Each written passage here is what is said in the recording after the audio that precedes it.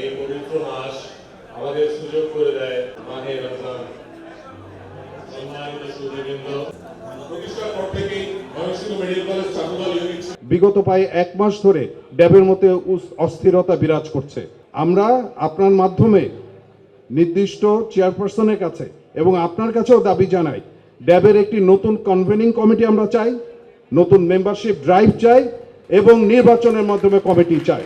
জুলাই আগস্টের বিপ্লবে গণ অভ্যুত্থানের মাধ্যমে স্বৈরাচার পতন হওয়ার পর আমাদের অনেকেরই ধারণা ছিল স্বৈরাচার নেই, কিন্তু এখন দেশে একটি সুষ্ঠু স্বাভাবিক রাজনীতির পথে পরিচালিত হবে। কিন্তু আজ আমরা কি দেখতে পাচ্ছি? বিএনপির জনপ্রিয়তাই যেন বিএনপির জন্য কাল হয়ে দাঁড়িয়েছে।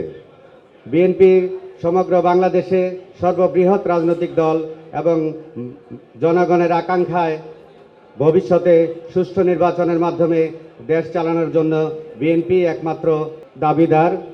আবারও অসংখ্য ধন্যবাদ। ভবিষ্যতে যাত্রা শুভ হোক। আল্লাহ হাফেজ। বাংলাদেশ জিন্দাবাদ। আগামীতে তারেক রহমানের নেতৃত্বে জাতীয়তাবাদী আদর্শে বিশ্বাসী সরকার প্রতিষ্ঠা করার যেই সংগ্রাম চলছে, তা আমরা সফলভাবে এই সরকার প্রতিষ্ঠা করব। এই ঈদে জামা জুতো অ্যাক্সেসরিজের ডিসকাউন্ট। গত 2-3 দিন ধরে বাংলাদেশের রাজনীতি একটা অস্থিরতা চলছে। বিষয়টা এমন জায়গায় দাঁড়িয়েছে যে 5ই অগাস্টে আমাদের যে অর্জন, একটা স্বৈরাচারের পতন ঘটেছে এবং রাষ্ট্র হিসেবে বাংলাদেশের যে গণতান্ত্রিক উত্তরণের দিকে আমরা হাঁটছি, আমরা কি সেখানে হোঁচট খেতে যাচ্ছি, না আমরা গণতান্ত্রিক উত্তরণের দিকে সঠিকভাবে আমরা একেবারে ভালো রোড ম্যাপ আছে? এটা ভীষণ প্রশ্ন উঠেছে।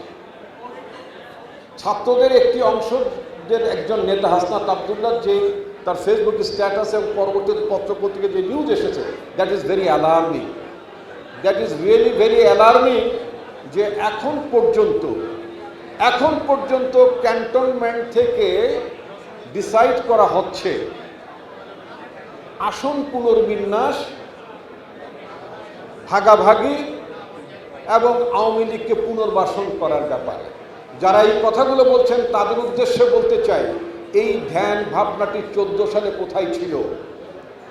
14 সালে কি ইনক্লুসিভ ইলেকশন ছিল? এখন আওয়ামী লীগ না থাকলে ইনক্লুসিভ ইলেকশন হবে না, এই কথাটি মনে ছিল না 2014 সালে?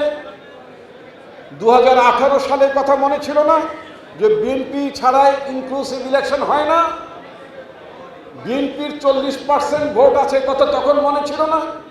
2024 সালে মনে ছিল না যে বিএনপি ছাড়া অন্যান্য রাজনৈতিক দলগুলোর অনুপস্থিতিতে ইনক্লুসিভ ইলেকশন হয় না? তাহলে সেই নির্বাচনকে আপনারা কেন সমর্থন করেছেন? সেই নির্বাচনকে কেন আপনারা সহযোগিতা করেছেন? বলবেন যে আমরা সরকারি কর্মচারী হিসেবে, কর্মকর্তা হিসেবে, বাহিনীর সদস্য হিসেবে সরকারের আদেশ মানতে বাধ্য হয়েছে। কোন সরকার আদেশ মানতে বাধ্য হয়েছে? সংবিধান অনুযায়ী একমাত্র আপনি ন্যায়ানুগ সরকারের হুকুম মানতে বাধ্য। যেই সরকার ন্যায়ানুগ না, তার হুকুমকে আপনি মানতে বাধ্য ছিলেন? কখনোই বাধ্য ছিলেন না। আমাদের সংবিধানে খুব ক্যাটেগরিক্যালি উল্লেখ করা আছে, জনগণের প্রত্যক্ষ ভোটে সংসদ সদস্য নির্বাচিত হইবেন এবং সংখ্যাগরিষ্ঠ সংসদ সদস্যরা সরকার গঠন করিবেন। গত 14, 18, 24 জনগণের প্রত্যক্ষ ভোটে কোনো নির্বাচন হয়েছিল কিনা, সংসদ সদস্য নির্বাচিত হয়েছিল কিনা এবং তাদের দ্বারা সরকার গঠিত হয়েছিল কিনা? যেহেতু সেই সরকার গঠিত হয়নি, সে সরকার ছিল বেআইনি সরকার, সেই সরকারগুলো ছিল অবৈধ সরকার। আপনারা অবৈধ সরকার, বেআইনি সরকার হুকুম তামিল করে আপনারা বেআইনি কাজ করেছেন, অবৈধ কাজগুলো করেছেন। অত্যন্ত দুঃখের বিষয়, এই কথা আমাদেরকে বলতে হচ্ছে। সুতরাং আজকে যে কথাটি আমরা স্পষ্ট ভাষায় বলতে চাই, আওয়ামী লীগকে পুনর্বাসন যারা করতে চান, আমি একটা নেগোসিয়েশনের ফর্মুলা দিতে চাই।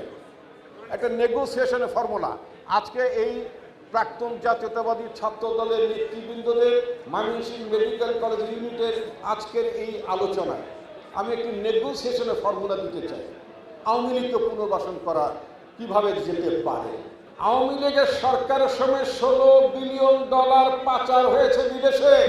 সেই $16 বিলিয়ন ফেরত আনেন। 54 জন দেশপ্রেমিক বিডিআরের অফিসার, সেনাবাহিনীর অফিসার এই বিডিআর মিউটিনির নামে যাদেরকে হত্যা করা হচ্ছে সেই 54 জন অফিসারের জীবন আগে ফেরত দেন। আমাদের ছাত্র দলের ইলিয়াস আলী, যাকে গুম করা হচ্ছে সেই ইলিয়াস আলীকে ফেরত দেন, চৌধুরী আলমকে ফেরত দেন। 754 জন মানুষ গুমের শিকার হয়েছেন, তারা তাদের স্ত্রীর কাছে, তাদের মায়ের কাছে, তাদের সন্তানদের কাছে সেই গুম হওয়া মানুষগুলোকে ফেরত দেন। তারপরে না প্রশ্ন আসবে যে নেগোসিয়েশন কিভাবে, পুনর্বাসন কিভাবে হবে। সামনে আসে ছবি তোলা চলছে।